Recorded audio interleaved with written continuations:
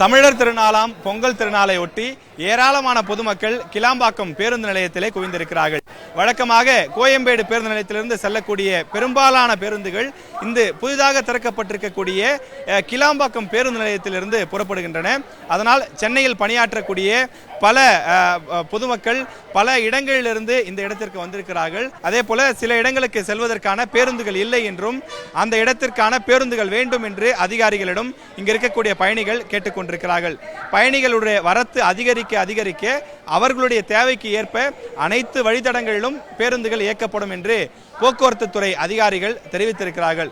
இந்த கிளாம்பாக்கம் பேருந்து நிலையத்தை பொறுத்தவரையிலே உள்ளே நடந்து வந்தால் லோக்கல், அதாவது இங்கு கிளாம்பாக்கத்திலிருந்து கோயம்பேடு, கிண்டி, தாம்பரம் உள்ளிட்ட பகுதிகளுக்கு செல்வதற்கு தனியாக இடம் இருக்கின்றது. அதே போல இந்த இடத்தில் வெளியூர் செல்வதற்கான பேருந்து நிலையத்தினுடைய இந்த வழித்தடத்திலே தற்போது நாம் இருக்கின்றோம்.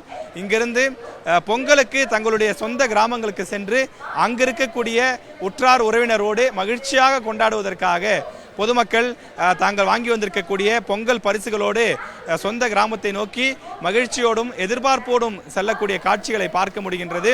தொடர்ந்து நள்ளிரவு 12 மணி வரை பொதுமக்கள் அதிக அளவிலே வருகை தருவார்கள் என்பதால் அவர்களுடைய வருகைக்கு ஏற்ப தொடர்ந்து கண்காணிக்கப்பட்டு எந்தெந்த வழித்தடத்தில் எத்தனை பேருந்துகள் தேவைப்படுகிறது, இன்னும் பேருந்துகள் இந்த வழித்தடத்திற்கு தேவை என்று சொன்னால் அதற்கு ஏற்ப பேருந்துகளை இயக்க அதிகாரிகள் திட்டமிட்டு வருகிறார்கள். அதே நேரத்தில் பொதுமக்கள் ஒரு சில வழித்தடங்கள், குறிப்பாக கள்ளக்குறிச்சி, அதே போல அருகில் இருக்கக்கூடிய திருவண்ணாமலை உள்ளிட்ட ஒரு சில இடங்களுக்கு பேருந்துகள் இந்த இடத்திலிருந்து இயக்கப்படவில்லை என்று குறிப்பிடுகிறார்கள். அதே போல அரசு தரப்பை பொறுத்தவரையிலே பூந்தமல்லி, தாம்பரம், அது மட்டும் இல்லாமல் கோயம்பேடு உள்ளிட்ட பல்வேறு இடங்கள், மாதவரம் உள்ளிட்ட பல இடங்களிலிருந்து பேருந்துகள் இயக்கப்படுகின்றது. எனவே கிளாம்பாக்கத்தை பொறுத்தவரையிலே அதிக அளவில் கூட்டம் இருக்கின்றது. அவர்கள் பயணிப்பதற்கு தேவையான ஏற்பாடுகளும் போக்குவரத்து துறை சார்பில் செய்யப்பட்டிருக்கிறது. ஒளிப்பதிவாளர் கருப்பையாவுடன் செய்தியாளர் ராஜேஷ்குமார். செய்திகளை உடனுக்குடனும் துல்லியமாகவும் தெரிந்து கொள்ள சப்ஸ்கிரைப் பண்ணுங்க.